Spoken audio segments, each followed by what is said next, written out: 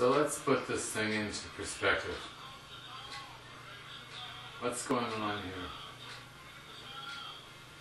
Well, I'm making changes in my life in order to cope with bipolar illness. I have to admit to myself that the likelihood that I'm going to be successful in these changes is pretty slim.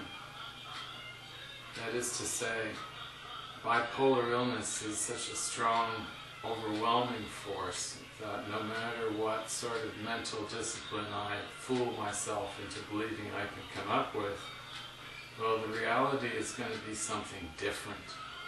And in the end, I'm going to find myself succumbing to mania. So I need supports. I need other people to keep an eye on me. I have to have some sort of social contract. Now sometimes you can get that with family, sometimes you cannot. But whatever the case may be, I need to acknowledge that whatever works for me, or whatever I think works for me, in reality doesn't. Because mania will come along, and then the rules will change, the consequences will come, and that's it, right? Bad things will happen. So that's what I'm facing right now, and that's what I'm trying to sum up. Come to a realistic assessment of my own situation and the facts. And the facts are, I'm not in a position to delude myself into believing that any sort of mental discipline can improve matters. But I've certainly done a lot along the way.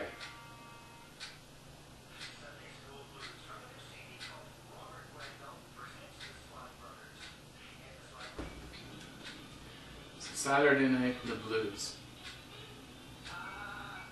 Well, if there's anything that I can communicate to anyone out there that wants to get some information about how to cope with bipolar illness, it's that you have to be realistic. You can't rely on the medications. You cannot. You know, if you can get yourself onto a therapeutic level of lithium and your body tolerates it well, which is to say you don't have the bad side effects from lithium, including pretty bad tremors and a whole bunch of other things, because it will damage your body. But if you can tolerate it, well, that's about as good as it gets. But none of the other mood stabilizers out there are going to really do the trick. None of the antidepressants that you may be taking to help you cope with depression are worth the risk. It's not worth the risk to take these medications. You shouldn't trust your psychiatrist when he tells you that they're going to work for you, because eventually they'll put you into a manic state. That's just what's going to happen. That's the reality of the thing. So what can you do? Well, I'm trying to cut all of the stimulants out of my life. I'm drinking a lot of water because I'm not drinking much of anything else. I'm trying to have a reasonably good diet, but, you know, that doesn't really work out all that well for me. And so, you know, I may have an okay diet for a while, but then that will slip. Right? So, whatever it is, as far as developing a coping strategy, I'm trying to do it through, you know, the methods that make sense to me. Leading as simple a life as possible, having a place that is quiet and conducive to calmness and tranquility, and avoiding the type of stresses that will make my depression more difficult to cope with. And what that means basically is spending a lot of time alone, you know, with the radio, because, you know, television doesn't cut it, and I'm unable to read at the moment. I have high hopes. You know, depression will lift, and maybe then I can get on to doing some sort of useful work with my life. But for the time being, this is about as useful as I can get. And I hope it's of some use to you. I hope that I can convince some of you people that are suffering from bipolar depression that the one thing you have to do, sorry, let me rephrase that, not just bipolar depression, but bipolar illness, period. If you're suffering from this illness, well then I hope I can give you the sense that you're in for a lot of shit. Pardon my language, but that's basically what it comes down to. There's nothing that can be done. It's going to take you down, no matter how assiduously you approach some sort of plan with your psychiatrist. You're going to need something else. You really are going to need something more than your psychiatrist is going to give you. I just wish I could say that I'm able to develop what it takes to know that I am going to have the something else.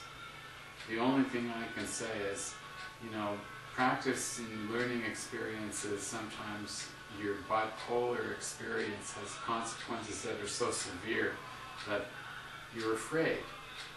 You become fearful. Well, maybe that will work for me, and the next time I find myself going manic, I'll be sufficiently afraid of it to do what needs to be done to control the symptoms. Whatever that takes. Managing to burst my way as an inpatient into a psych facility so, they can give me some neuroleptic drug to chill my brain out. Because that's probably what it's going to take for me to avoid having consequences during mania.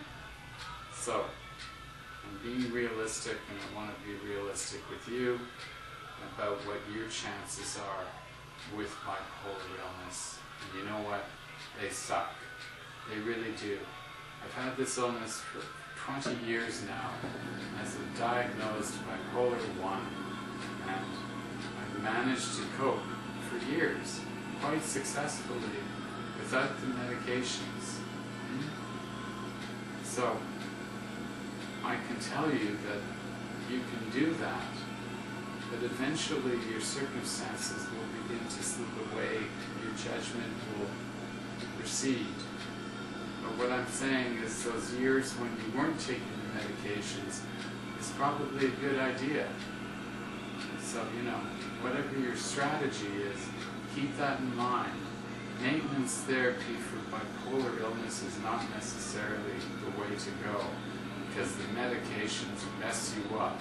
Physiologically, they're a disaster. You're better off having some sort of fail-safe in place to allow you to know that you have to take necessary steps when mania happens. And as far as the depression thing, well, I don't think there's anything that a bipolar person can do. If you can't get lithium to work for you, depression is going to be hell. And that's the reality of the thing. There's no two ways about it. Don't take the antidepressants. Don't believe in the solutions package that is offered to you. It's a crock. It's not going to work. I'm really sorry, but that's based on my experience.